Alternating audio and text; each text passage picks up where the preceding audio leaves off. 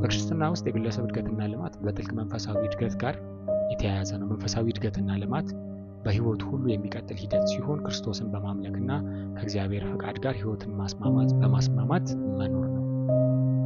በክርስትና እምነት ውስጥ የግለሰብ እድገትና ልማት ዋና ዋና ክፍሎች እንደሚከተሉት ይሆናሉ። አንደኛ፣ መቀደስ። ይህም በክርስትና ውስጥ ዋና አስፈላጊ ነገር ሲሆን ቅዱስ መሆን ወይም ጻድቅ የመሆን ሂደትን ይጠቁማል። ይህም በአማኝ ህይወት ውስጥ በቀላል የሚከናወን ለውጥ ሲሆን ክርስቶስን መምሰልን ያካትታል። ይህም በመንፈስ ቅዱስ ስራ በአማኝ እምነትና ተባባሪነት ላይ ተመስርቶ ይፈጸማል። 2. መንፈሳዊ ተግባራት።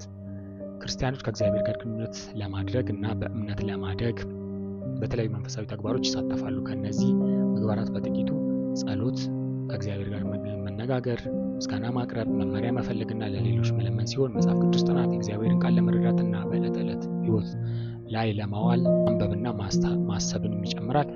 ማምለክ ሌላኛው አካል ሲሆን በጋራ የአምልኮ ስነ ስርዓቶች ላይ መሳተፍ፣ እግዚአብሔርን ማምለክ፣ ከአማኞች ጋር መገናኘት ሲሆን ጾም፣ ለአንድ ለተወሰነ ጊዜ ወይም ለተወሰኑ ወራት ከምግብ ተለይቶ መቆየት፣ በእግዚአብሔር ላይ ትኩረት ማድረግና ፈቃዱን መፈለግ ሲሆን ትብብር፣ ሌሎች ክርስቲያኖች ከሌሎች ክርስቲያኖች ጋር በተስማማ መኖር፣ እርስ በርስ ድጋፍ መደጋገፍና መቆጣጠር ሲሆን ሌላኛው አገልግሎት፣ የተሰጠንን ስጦታ የመንፈስ ቅዱስ ጸጋ ስጦታዎችና በረከቶች በሙሉ ሌሎችን ለማገልገል ማዋል፣ በዚህንም በማድረግ የእግዚአብሔር ክብር እንዲሰፋ ለማድረግና መስራት ሲሆን ሶስተኛው በክርስትና ህይወት ውስጥ የሚታየው የአንድ ግለሰብ እድገት ብለን የምናየው የመንፈስ ፍሬ ሲሆን ክርስቲያኖች በመንፈሳዊ እድገት ሲያድጉ የመንፈስ ፍሬ ማሳየት ይጠበቅባቸዋል። ይህም እነዚህ ፍሬዎችም በገላትያ ምዕራፍ 5:22-23 የተገለጹት ናቸው።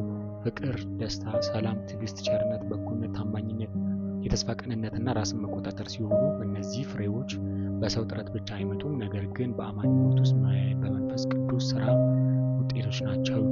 አራተኛ፣ የአእምሮ ለውጥ። በሮሜ 12:2 ላይ እንደምናየው የአእምሮ ለውጥ በእግዚአብሔር ፍቃድ ላይ ማስማማት አስፈላጊ መሆኑን ይናገራል። ይህም የግለሰብ አስተሳሰብን፣ አመለካከትንና እምነትን ከመጽሐፍ ቅዱስ እምነት ጋር በማስማማት መታደስን ያካትታል። ይህ ዓለማዊ አመለካከትን በመተው ክርስቶስን በማምለክ መኖር ማለት ነው። አምስተኛ፣ ኃጢአትን መቋቋም። አንዳንድ ክርስቲያኖች የተሟሉ አይደሉምና ወደ ኃጢአት የሚያዘነብሉባቸው ጊዜዎች ይኖራሉ። የግለሰብ እድገትና ልማት የራስን ድክመት መረዳት፣ ኃጢአትን ለእግዚአብሔር መናዘዝና ይቅርታን መፈለግን ያካትታል። እንዲሁም ፈተናን በተግባር መቋቋምና በእግዚአብሔር ፊት የሚያምር ህይወት ለመኖር መሞከር ወይም ለመኖርን ያካትታል። ስድስተኛው ትህትናና በእግዚአብሔር መተማመን። የክርስቲያን የግለሰብ እድገትና ልማት በትህትና ላይ የተመሰረተ ነው። ሁሉም ክህሎቶችና በረከቶች ከእግዚአብሔር መሆናቸውን በመረዳት ይህ የራስን ፈቃድ ለእግዚአብሔር መስጠትና በመመሪያውና በመገቦቱ መተማመንን ያካትታል። ሰባተኛ፣ ፍቅር ለእግዚአብሔርና ለሌሎች። በክርስትና ውስጥ ትልቁ ትእዛዝ እግዚአብሔርን በልብህ፣ በነፍስህ፣ በአእምሮና በኃይልህ ማምለክና ባልንጀራህን እንደ ራስህ ውደድ ነው። የግለሰብ እድገትና ልማት እነዚህን ሁለት ፍቅሮች በማሳደግ ሁሉንም የእምነት ተግባር መፈጸም ያስችላል። ስምንተኛ፣ ትዕግስትና ጽናት።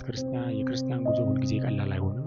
ችግርን ለመቋቋም አስቸጋሪ ጊዜ ታማኝ ሆኖ ለመቆየትና በእምነት ለማደግ ትዕግስትና ጽናት ያስፈልጋል። ዕብራውያን 12:1-2 እንደምናየው አማኞች በትዕግስት የእምነት ጉዞን እንዲሮጡና አይናቸውን ኢየሱስ ክርስቶስ ላይ እንዲተክሉ ይናገራል።